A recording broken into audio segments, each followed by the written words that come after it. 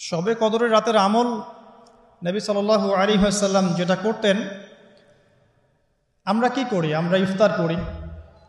আমরা যদি এখনকার সময়কে সাজাই, আমরা ইফতার করব। নবী সাল্লাল্লাহু আলাইহি ওয়াসাল্লাম সারা রাত জাগতেন, নিজে জাগতেন, তার পরিবারবর্গকেও জাগাতেন। আয়েশা রাদিয়াল্লাহু আনহা বলতেন যে তিনি শেষ দশক আসলে এত বেশি ইবাদত করতেন, নিজের কোমর বেঁধে নিতেন, স্ত্রীদের সঙ্গ ত্যাগ করতেন, একদম টোটালি তিনি ডিভোটেড হতেন, আল্লাহর প্রতি একনিষ্ঠ হয়ে যেতেন শেষ দশকে, এবং ইতেকাফ করতেন, মসজিদে ইতেকাফ করতেন। যদি আমাদের পক্ষে পসিবল হয় আমরা শেষ দশকে ইতেকাফ করবো ইনশাআল্লাহ। যদি পসিবল নাও হয় আমরা শেষের 10টা রাত বাসায় জাগার চেষ্টা করবো ইনশাআল্লাহ। আর যদি 10 রাতও জাগতে না পারি, শেষ দশকের বিজয়ের রাতগুলো অবশ্যই জাগবো ইনশাআল্লাহ। 21 রাত, 23, 25, 27 এবং 29, এই 5টার যে কোনো একটাতে লাইলাতুল কদর আছে। কিভাবে জাগতে পারি? আমরা ইফতার করব, ইফতার করে হয়তো একটু রেস্ট নিয়ে নিব, রেস্ট নিয়ে আমরা এশা সালাতে দাঁড়াবো, এশা সালাত নামাজ জামাতে পড়ার পরে আমরা তারাবি পড়ব। তারাবি পড়লে আমার কিন্তু রাতের হকটা আদায় হয়ে গেছে আলহামদুলিল্লাহ। এরপরে বাসায় গিয়ে একটু খাওয়া দাওয়া করবেন, করে একটু জিরাবেন, রেস্ট নেবেন।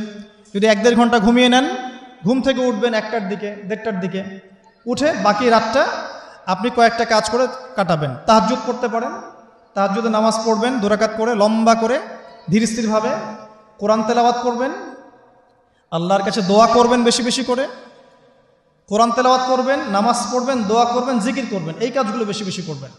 দোয়ায় কাটিয়ে দিবেন, আল্লাহ পাকের কাছে হাত তুলে দোয়া করবেন, লম্বা দোয়া করবেন। তাহাজ্জুদে দাঁড়াবেন, 2 রাকাত নামাজ পড়তে যেন মিনিমাম 15 মিনিট লাগে, লম্বা করে নামাজ পড়বেন, সেজদায় বেশি বেশি দোয়া করবেন। এই রাতে কি নাজিল হয়েছে?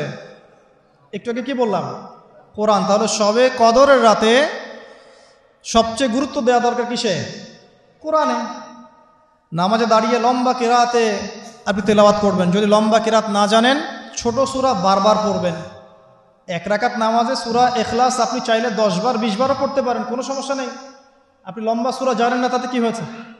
যারা লম্বা জানেন লম্বা পড়বেন, সেজদাকে লম্বা করবেন, রুকুকে লম্বা করবেন, এইভাবে শেষ রাতে নামাজ পড়বেন। আর যদি মনে হয় আপনার কাছে যে আজকের রাত লাইলাতুল কদর, যারা মুমিন তারা বুঝতে পারবে, যারা মুমিন তারা বুঝতে পারবে, এই রাতে ইবাদত করতে তৃপ্তি পাবেন, প্রশান্তি পাবেন। আল্লাহর সাথে দোয়ায় কথা বলতে গিয়ে দেখবেন চোখ দিয়ে ঝরঝর করে পানি পড়ছে, এবং এই রাত্রে হালকা বৃষ্টি হতে পারে। কি হতে পারে? হালকা বৃষ্টি হতে পারে। এবং এই রাত্রে একটা স্নিগ্ধ বাতাস প্রবাহিত হবে, যেটা আসলে শহরে বোঝাটা ডিফিকাল্ট, গ্রামে গেলে বোঝা যায়। যদি মনে হয় যে এটা লাইলাতুল কদর, তাহলে একটা দোয়া করবেন, আল্লাহুম্মা ইন্নাকা আফুন তুহিব্বুল আফওয়া ফাআফু আননি। এই দোয়াটা বেশি বেশি করতে থাকবেন। এভাবেই লাইলাতুল কদর কাটাবেন ইনশাআল্লাহ।